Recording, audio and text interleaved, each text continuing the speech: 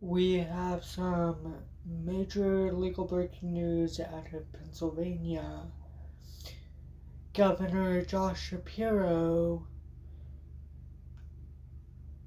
and his state rightfully, legally, and constitutionally and successfully sued Donald Trump and his administration to unfreeze federal funding in Pennsylvania's state. Why? Well, let's just figure that out by tuning into his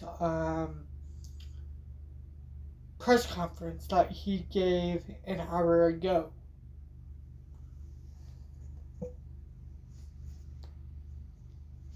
Good afternoon, everyone.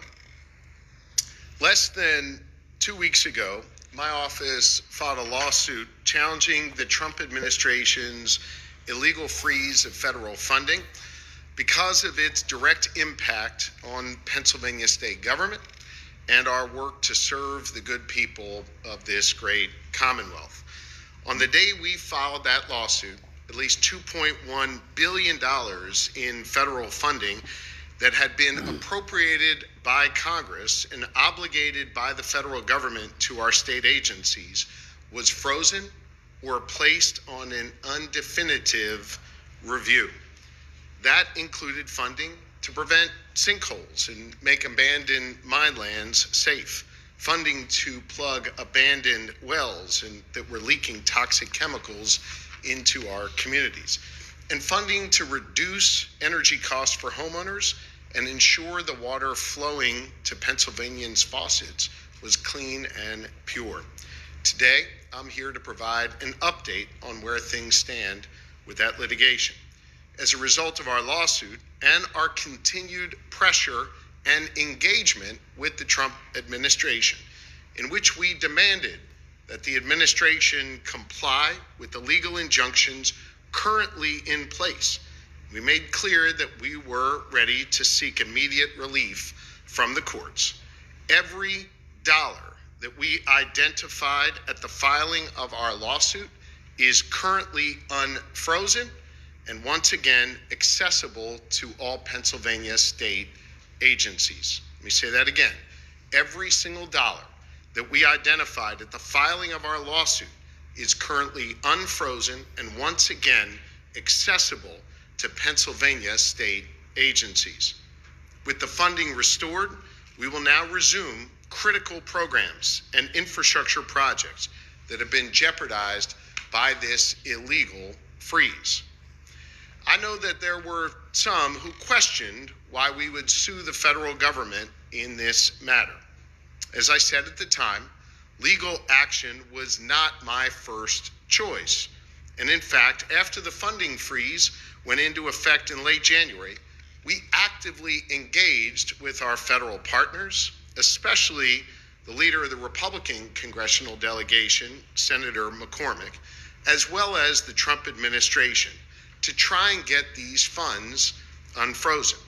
We saw some progress, but despite those efforts and multiple court orders to release those funds, billions of dollars owed to Pennsylvanians remained tied up weeks later. That is why we sought and received delegation from the Office of the Attorney General to represent my office and affected state agencies in this litigation. Look, you don't need to be a former Attorney General or even a lawyer to understand this.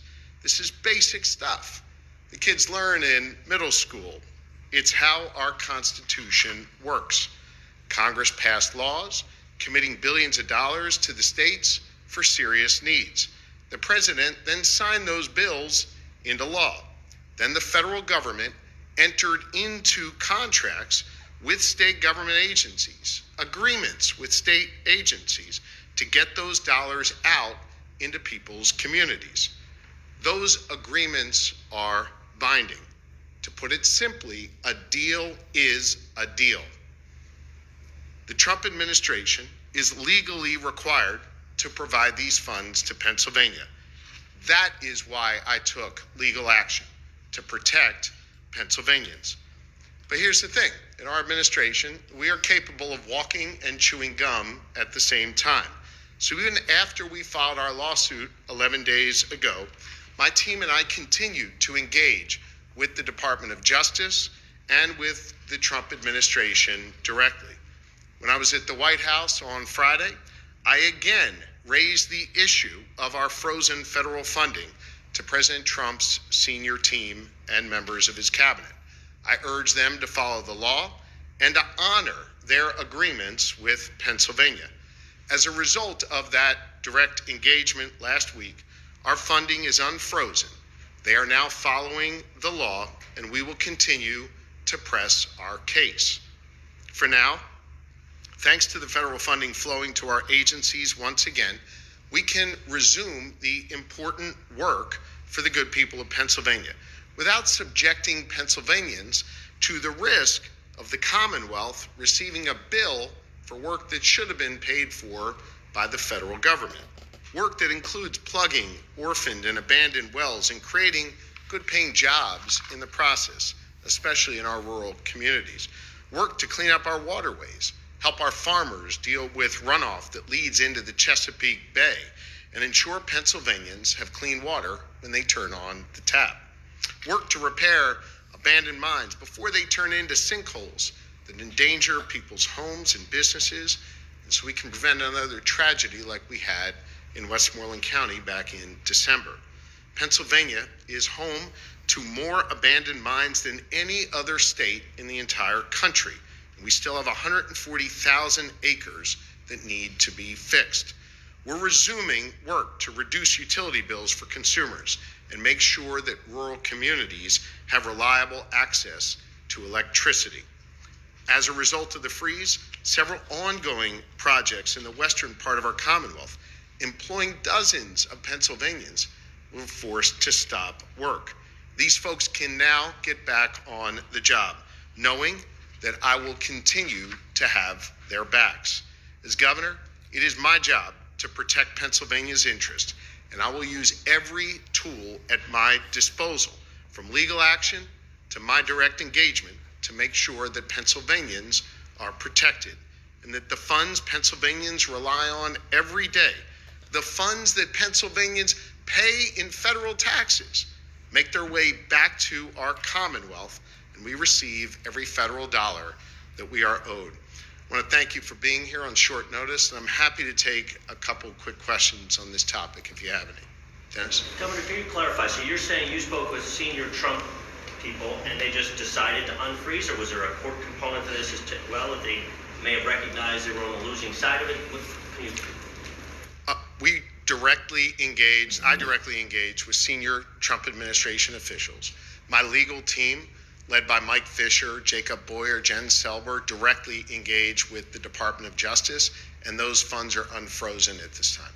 Governor, you said all the funds identified in your lawsuit have been restored. Are there any funds not identified in the lawsuit that Pennsylvania is still not receiving? Well, we identified the funds that were frozen in our lawsuit, and all of them have been unfrozen. Things have shifted in the 2 weeks since you filed that, so I don't know if there's been any further withholding of funds beyond that. No, if there was, we would add it to our lawsuit. Everything that we described, the reason I stated that way is we enumerated what was frozen in our lawsuit. You should have a copy of that, and all of that is unfrozen.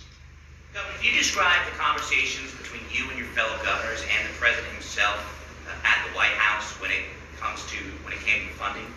Well, I'm not going to get into the specifics of any conversations. I think you all have known me long enough to know that when you're in the room, when you're directly engaging that way, that those conversations need to remain private. I can tell you that I was very direct with them. They were very responsive to me, and as a result, Pennsylvania now has what is duly owed to us. Okay? What's your level of concern regarding the Trump administration? I got a couple emails today from federal employees who live in Pennsylvania that were given that note about defend what you did in the last 5 Yeah, I'm not going to get into that here, Dennis. I'm really just focused on our funding. Again, we're going to continue to make sure we protect Pennsylvania's interest in what is owed and obligated to this Commonwealth legally. Okay? Jill, last question. What has it been like working with Attorney General Sunday on this issue? And did you want to step in and sue the administration? We work well together. And look, as I said at the Attorney General's swearing in, I wish him well. We're going to continue to work with him. Understanding that seeking and receiving delegation is something the Office of General Counsel does with the Office of Attorney General every day. When I was Attorney General, we delegated many matters to the Wolf administration. It's part of a normal course of business. Sir, while we have you, in light of the shooting that happened on Saturday, are you able to speak to the state of security in our medical facilities here in Pennsylvania? Well, let me just say this generally. Obviously, I was at York Memorial, UPMC Memorial in York on Saturday. It was so tragic. We saw the worst of humanity with the shooter's conduct, but we also saw the best of humanity, the way the healthcare workers responded, the way law enforcement responded to try and keep themselves safe. And in the process, I know they saved lives of others who were at risk. My heart breaks for Officer Duarte's family. I spent a considerable amount of time with his mother and his stepfather. We had the opportunity to talk a lot about the young officer and how much he loved his community. He moved to this community in West York Borough to serve that area.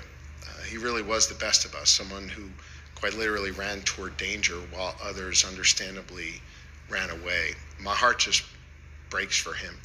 I visited with the wounded officers and their families as well, and I continue to pray for them and wish them a full and speedy recovery.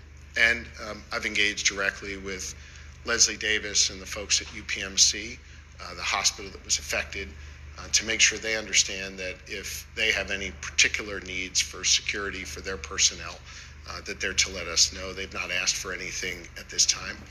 Understand that multiple departments responded to Memorial to join UPMC police who were already engaging with the shooters. So UPMC had a police force already in the hospital doing their best to save lives, and I commend them for their work. Okay? Thank you all very, very much. Thank you.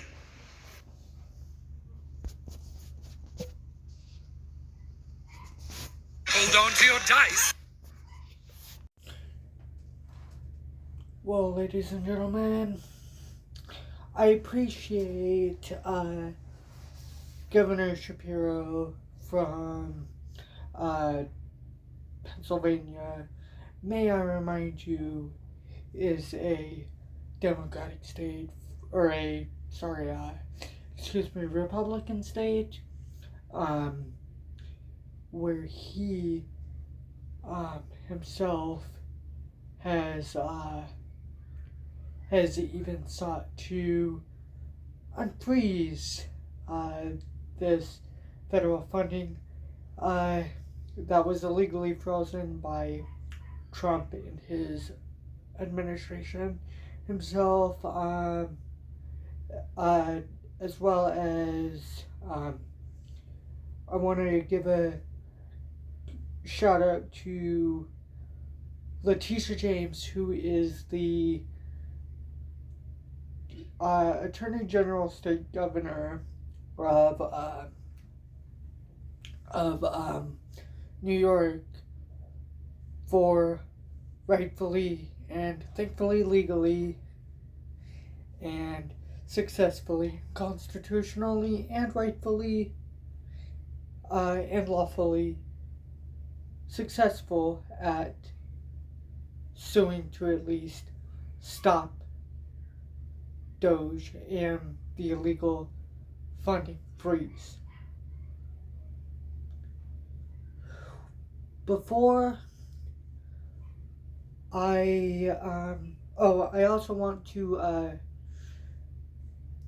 give a shout out to North Carolina's governor for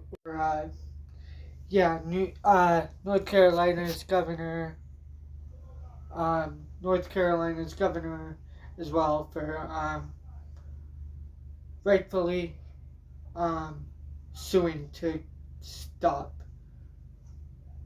the Trump administration from illegally freezing funds that were, may I remind you, that were appropriated by Congress themselves, that he has no business in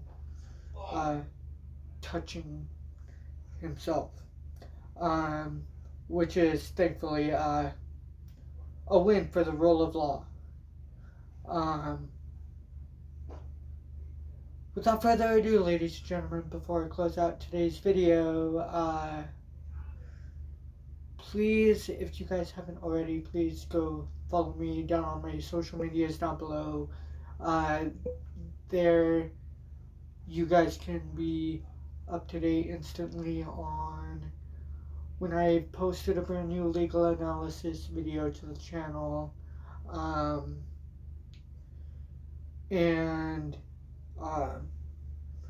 Another way you guys can be updated is by clicking the bell icon next to the subscribe button, as well as clicking the all options. When you go to choose how many, if you want to be notified of some videos, or if you want to be notified of all legal analysis videos. Lastly, please help me reach the channel goal of 110 plus subscribers. The reason why I'm saying 110 plus subscribers is because we have more subscribers to reach after we reach the subscriber goal of 110 subscribers. Thank you everybody for watching, and I will see you guys and talk to you guys in the next legal analysis breaking video update. Please stay safe in the meantime.